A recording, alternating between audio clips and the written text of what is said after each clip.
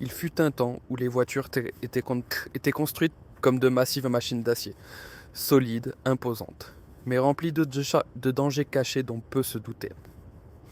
Autrefois, les fabricants expérimentaient des idées audacieuses, toujours à la recherche de plus de sécurité, mais certaines de ces innovations se sont avérées être des échecs risqués.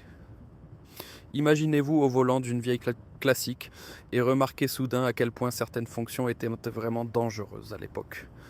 Auriez-vous osé la conduire? Et pourquoi ces particularités ont-elles complètement disparu de nos routes aujourd'hui? C'est exactement ce que nous voulons découvrir.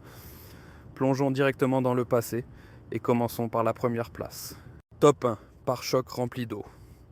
Dans les années 1950, alors que le thème de la sécurité des véhicules prenait de l'importance, une idée étrange a vu le jour. Des pare-chocs entièrement remplis d'eau. Les fabricants croyaient que l'eau agirait comme un coussin souple et amortirait mieux l'énergie de l'impact. Le résultat était des voitures dont les pare-chocs ressemblaient à des ballons d'eau surdimensionnés, fascinants et en même temps un peu étranges. Mais la réalité a rapidement montré les faiblesses. Lors de véritables accidents, les pare-chocs à eau éclataient souvent, le matériau cédait simplement, l'eau se répandait sur la route et la protection était pratiquement inexistante. Contre les collisions fortes, ils n'avaient aucune chance. En comparaison, les zones de déformation modernes se sont avérées nettement plus efficaces, car elles cèdent de manière contrôlée et absorbent l'énergie. C'est ainsi que les pare-chocs remplis d'eau ont disparu dans les années 1970. Une expérience curieuse, mais finalement ratée, de l'histoire de l'automobile. Pensez-vous qu'une telle idée pourrait fonctionner avec la technologie moderne aujourd'hui? Top 2. Système de direction wrist twist. Dans les années 1960, une autre tentative audacieuse a suivi, conduire une voiture sans utiliser de volant du tout. À la place, il y avait deux poignées rotatives, semblables à des joysticks. Les designers étaient convaincus que ce système améliorerait la visibilité et créerait une sensation de conduite totalement nouvelle. Mais dès que les conducteurs l'ont essayé, le problème est apparu. Le contrôle via de petits boutons rotatifs exigeait une concentration énorme, car chaque mouvement du poignet devait être précis au millimètre près. Le retour d'information naturelle d'un volant était totalement absent, de sorte qu'on ne pouvait guère sentir à quel point on tournait réellement. Particulièrement dans les situations dangereuses, il était presque impossible de réagir rapidement ou de faire une manœuvre d'évitement agitée. L'incertitude et le manque de contrôle ont fait que ce système a disparu dès les années 1970. On a reconnu que le volant classique, simple mais efficace, restait la meilleure solution. Oseriez-vous conduire une voiture sans volant? Top 3. Colonne de direction non collapsible. Jusqu'à la fin des années 1960, de nombreuses voitures contenaient un composant discret mais mortel, une colonne de direction rigide et massive qui ne pouvait pas se déformer en cas d'accident. En conduite normale, elle fonctionnait sans problème, mais lors d'un choc frontal, elle devenait une lance métallique mortelle qui pouvait être projetée directement sur le conducteur.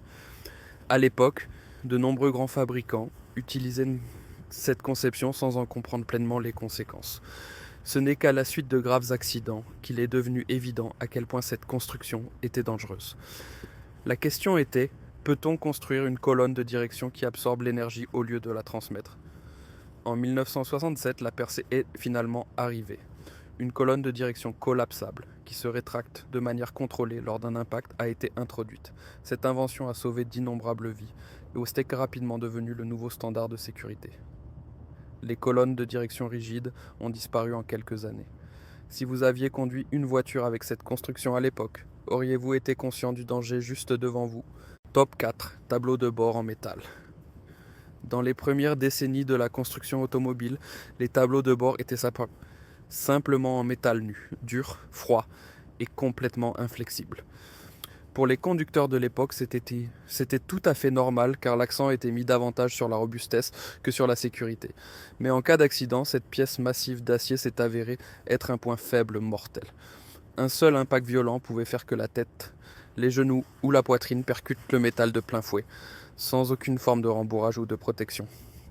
Des fabricants comme Ford, Chevrolet ou Dodge ont utilisé ces constructions pendant des années, tandis que presque personne ne pensait au danger potentiel. Ce n'est qu'à mesure que la conscience de la sécurité des véhicules a grandi dans les années 1960 et que les crash tests ont révélé les conséquences effrayantes qu'il devenu clair que ces surfaces dures n'étaient plus acceptables. Les ingénieurs ont commencé à équiper les tableaux de bord de rembourrage de revêtements en vinyle et plus tard de matériaux de sécurité plus modernes qui pouvaient absorber les forces d'impact beaucoup mieux. C'est ainsi que les tableaux de bord en métal ont disparu progressivement pour laisser place à des designs plus doux et absorbant l'énergie. Si vous imaginez être assis dans une voiture où il n'y a qu'un mur métallique massif devant vous, vous sentiriez-vous vraiment en sécurité ? Top 5. Réservoirs de carburant dangereux. Les années 1970 ont marqué l'un des chapitres les plus controversés de l'histoire de l'automobile. Des réservoirs de carburant montés à des endroits totalement inappropriés, devenant ainsi un point faible mortel. Un modèle était devenu particulièrement célèbre, dont le réservoir était situé juste derrière l'essieu arrière, précisément là où il était le plus exposé en cas de collision arrière. De nombreux conducteurs aiment la voiture pour son design et son prix abordable, sans se douter du danger qui guettait sous le châssis. Ce n'est que, après plusieurs accidents graves et l'éclatement des réservoirs lors de collisions, que l'ampleur du problème est devenue visible. Les véhicules se transformaient en boules de feu en quelques secondes et le public a réagi avec choc. Pire encore, des documents internes ont révélé que le problème était connu, mais que les coûts de correction avaient été évités. Ce scandale a ébranlé la confiance de nombreuses personnes et a conduit à un changement fondamental dans la philosophie de sécurité de toute l'industrie. Avec l'introduction de zones de déformation modernes et de nouvelles réglementations, le placement dangereux des réservoirs a finalement été abandonné. Aujourd'hui, ce chapitre sert d'avertissement sur la façon dont les défauts de conception peuvent gravement menacer la vie des conducteurs. Si vous deviez conduire une voiture dont le réservoir est placé à un endroit si risqué, vous sentiriez-vous vraiment à l'aise ? Top 6. Lecteurs. 8 tracks et cassettes. À l'époque, les lecteurs 8 tracks et cassettes étaient considérés comme la technologie la plus moderne et offraient de toutes nouvelles possibilités de profiter de la musique en déplacement. Mais du point de vue d'aujourd'hui, on reconnaît rapidement que ces appareils présentaient également de sérieux risques pour la sécurité. Pour changer une bande, le conducteur devait tendre la main vers le bas, chercher la bonne cassette, l'insérer et s'assurer qu'elle était lue correctement. Chacune de ces étapes obligeait à détourner le regard de la route pendant plusieurs secondes, un moment dangereux, surtout à grande vitesse ou dans un trafic dense. De plus, la mécanique des appareils était souvent fragile. Les bandes pouvaient s'en mêler, se déchirer ou rester coincées, entraînant des distractions soudaines. Imaginez le conducteur au milieu de la circulation, essayant de retirer une bande emmêlée, une situation qui pouvait rapidement devenir mortelle. De plus, les véhicules plus anciens ne disposaient pas des commandes pratiques au volant que nous connaissons aujourd'hui. Chaque petit réglage, volume, saut de piste ou démarrage, nécessitait un mouvement de la main loin du volant. Ce n'est qu'avec la transition vers les lecteurs CD, puis vers les systèmes audio numériques, que ces risques ont progressivement disparu. Si vous êtes assis aujourd'hui dans une voiture moderne, pouvez-vous imaginer revenir à un lecteur de cassette ? Top 7. Banquettes continues. Jusque dans les années 1990, les banquettes continues étaient une vue familière dans de nombreuses voitures. Elles offraient beaucoup d'espace et procuraient une sensation de liberté dans l'habitacle, mais ce n'était pas sûr. Le siège central était particulièrement problématique, car il n'y avait souvent qu'une simple ceinture de bassin, ou pas de ceinture du tout dans certains véhicules. En cas d'impact, la personne au milieu était exposée à un risque nettement plus élevé, car ni le haut du corps ni la tête n'étaient suffisamment protégés. De plus, les larges banquettes manquaient de soutien latéral. Dans les virages, les passagers glissaient d'un côté à l'autre, et en cas d'accident, ils pouvaient être projetés sur toute la surface du siège. L'intégration de systèmes de sécurité modernes comme les airbags était également presque impossible, car la longueur uniforme de la banquette ne permettait pas un placement sûr.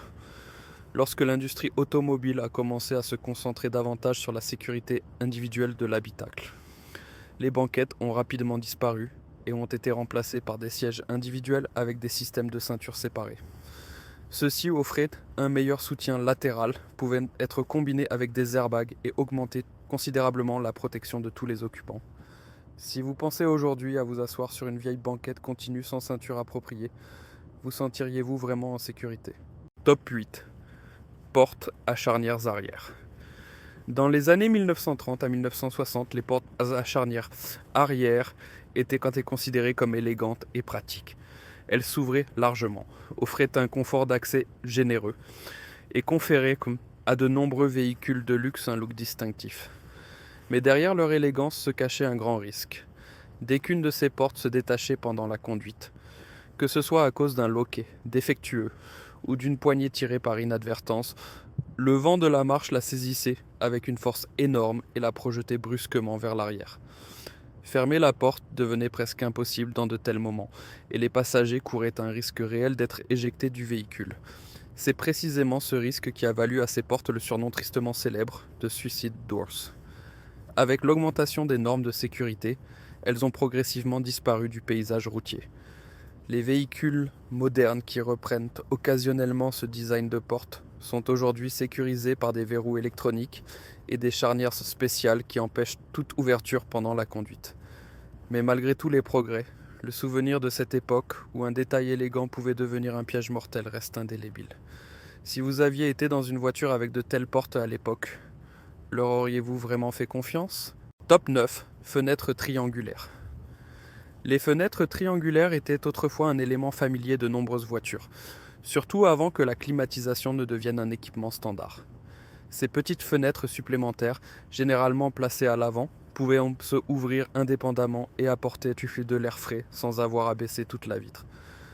Pour de nombreux conducteurs, elles signifiaient une agréable brise par temps chaud et un peu plus de contrôle sur la circulation de l'air dans la voiture. Mais aussi utiles qu'elles aient été au quotidien, elles représentaient aussitôt un risque de sécurité évident du point de vue actuel.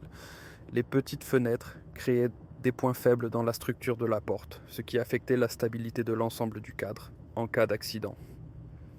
En cas de tonneau ou d'impact latéral, les fines vitres pouvaient facilement se briser et causer de graves blessures. En même temps, les fenêtres triangulaires sont rapidement devenues la cible des voleurs, car leur fermeture simple et leur petite taille facilitaient l'effraction. Avec les progrès de la technologie automobile et la diffusion des climatiseurs modernes, elles ont finalement perdu leur fonction. Une aérodynamique améliorée, des cadres de portes plus stables et des jointes de fenêtres plus étanches les ont rendues superflues, de sorte qu'elles ont largement disparu dans les années 1980. Si vous pensez aujourd'hui à une voiture avec de telles fenêtres, leur feriez-vous vraiment confiance en cas d'accident ? Top 10. Manivelles de fenêtres manuelles. Les manivelles de fenêtres manuelles ont fait partie de l'équipement de base de presque toutes les voitures pendant des décennies. Quiconque a voyagé dans les années 70 ou 80 connaît le mouvement familier de tourner la petite poignée pour monter ou descendre la vitre. C'était simple, mécanique et fonctionnait généralement de manière fiable, du moins au quotidien. Mais dans des situations dangereuses, on a vu à quel point ce système pouvait être problématique. Si une voiture tombait à l'eau, prenait feu ou était déformée après un accident, une manivelle bloquée ou difficile à manier pouvait coûter de précieuses secondes. C'est précisément dans les moments où chaque seconde pouvait être une question de vie ou de mort que les conducteurs étaient contraints de lutter avec une mécanique bloquée. Les lève-vitres électriques modernes, en revanche, offrent un net avantage. Une simple pression sur un bouton suffit, même si le système électrique est partiellement endommagé. De plus, ils permettent une ouverture plus rapide et facilitent ainsi l'évasion du véhicule. Pour ces raisons, les anciennes manivelles ont progressivement disparu et ont fait place aux boutons que nous considérons aujourd'hui comme allant de soi. Si vous imaginez devoir tourner longtemps une manivelle dans une situation d'urgence, ne préféreriez-vous pas la solution moderne ? En rétrospective, il devient clair à quel point nombre de ces idées d'autrefois, malgré de bonnes intentions, sont devenues de réels dangers. Elles racontent l'histoire d'une époque où le développement progressait rapidement, mais où la sécurité n'était pas encore la priorité absolue. Aujourd'hui, elles nous rappellent à quel point la technologie a évolué et à quel point de véritables mesures de protection sont devenues importantes pour chacun d'entre nous. Laquelle de ces anciennes fonctions vous a le plus surpris ? Si vous avez aimé cette vidéo, abonnez-vous à la chaîne et laissez un j'aime pour ne manquer aucun autre aperçu passionnant du passé.